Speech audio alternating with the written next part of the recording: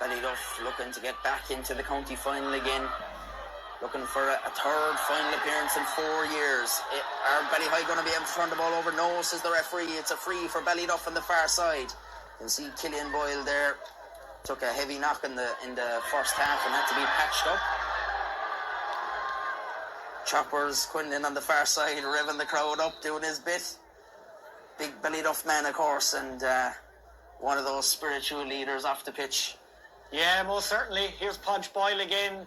Again, Aidan, when you just think of his impact, this is a man with a serious calf injury. He's not meant to be playing. He's not supposed to be playing. If you listen to the medical experts, he certainly wouldn't be playing. But it's just his love of this green jersey that puts him out there. He's managing to get 20, 25 minutes under the belt. But look what he's done in that short amount of time. He's transformed the whole game.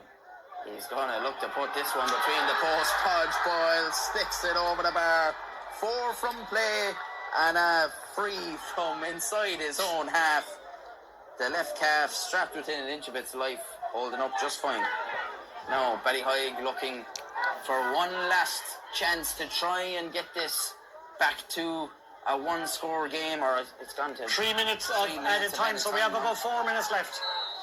And this is going to be a free in for Ballyheigue. The pressure paying off that time.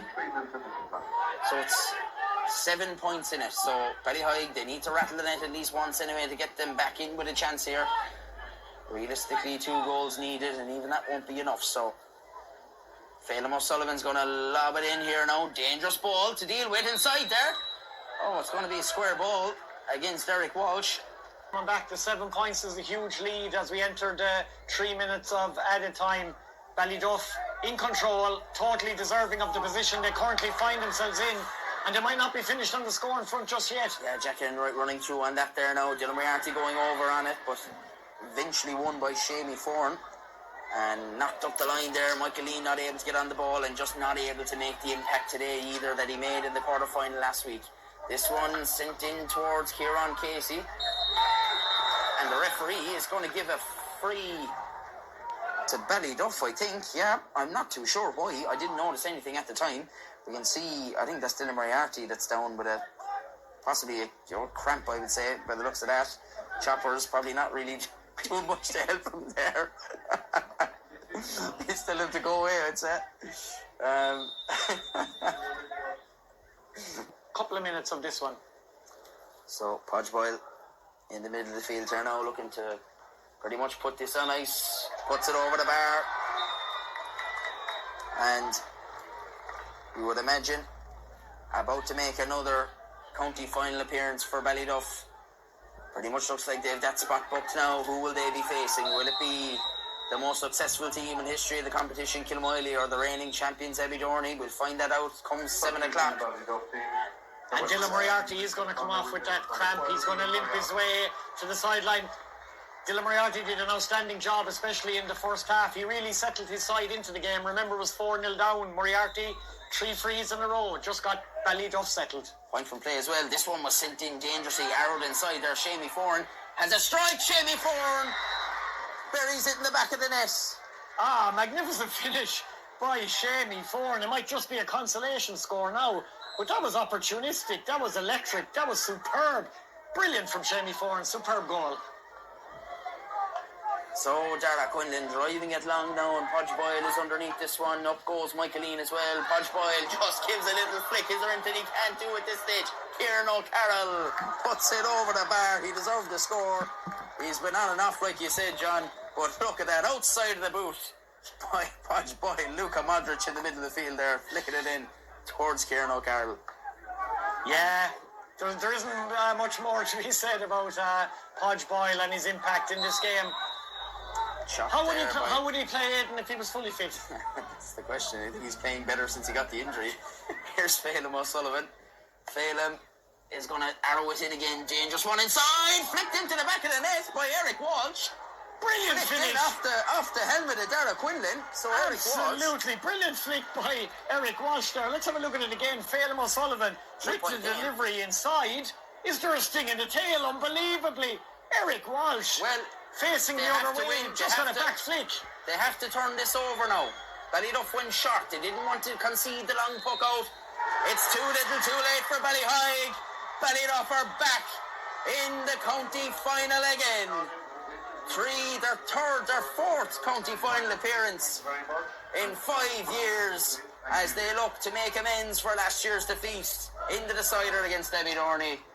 They're back in the Garvey's Kerry Senior Hurling Championship final, and just a whale of a performance in that second half. Yeah, first of all, huge disappointment for Ballyheigue. They might have entered the game as marginal favourites, especially after their magnificent second half showing last week against St. Brennan's. But Aidan, we kind of teased it out. It was always going to be very difficult to reproduce that. Ballyduff were coming in, missing some huge players, and that's where they're at their most dangerous. I can see Phelan O'Sullivan down in the middle, down the other end of the pitch. The game was transformed. Podge Boyle had entered, and it was never going to be the same after that. Some huge performance all over the field for Ballyduff. Kyle O'Connor, JP O'Carroll, Evan Boyle, Adam Seagal, Dylan Moriarty, Aidan O'Connor. They had all the key players really in the key positions. Likes of Mossy Gaynor, the likes of Phelan O'Sullivan. They kept battling away for Ballyduff or Ballyheigue. Colin Walsh when he went in closer to the goals.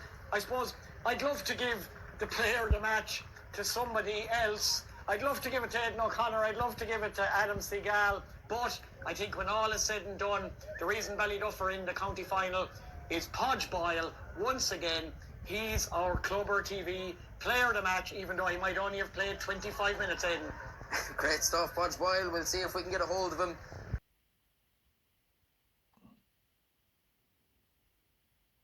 There's a new icon in town.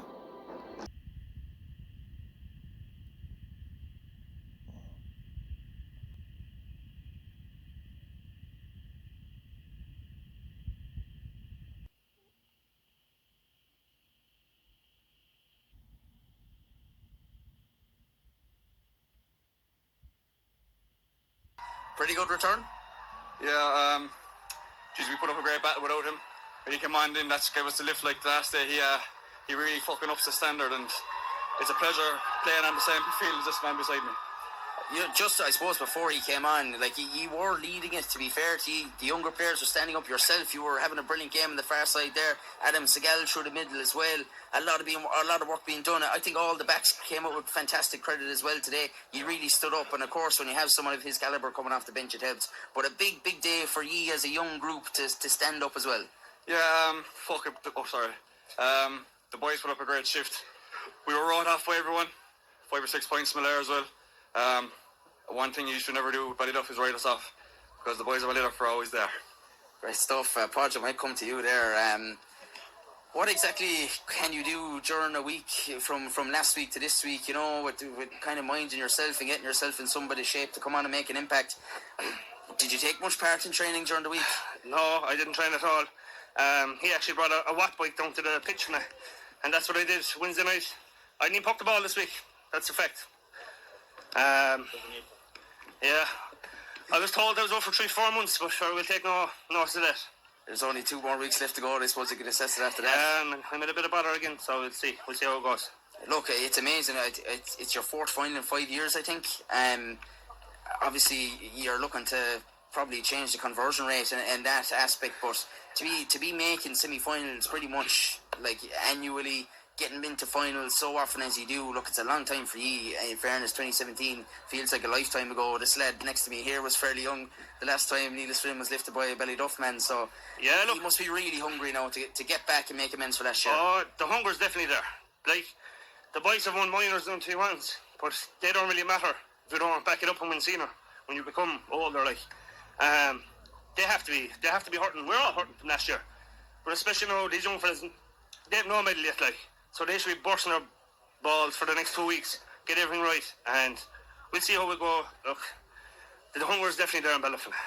Just Evan, I'll finish with you there. Like, that was a really difficult game. The conditions were so tough, especially that first 10 minutes, the rain that fell, and to kind of weather a bit of a storm from Ballyheigue as well, because they did start very well, and eventually Dylan settled you down with a couple of scores, but just a really difficult first half there. You just got in a point down, and you got the chance to come out then in the second half with a bit more clear weather and drove it on. Yeah, Jesus, it was very difficult the first 10 minutes, I'd say.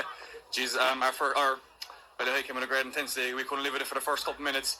Like you said, Dylan he stepped up like the mark. He was being I suppose to his standards, he probably felt like that he wasn't really showing up, but Jesus, today when we needed him, he really stepped up, and a lot of the boys did. Jesus, it was tough. It was hard to play hurling today, the first 10-15 minutes, but the boys just dug deep, it's kept going, and thank God we came out with the win.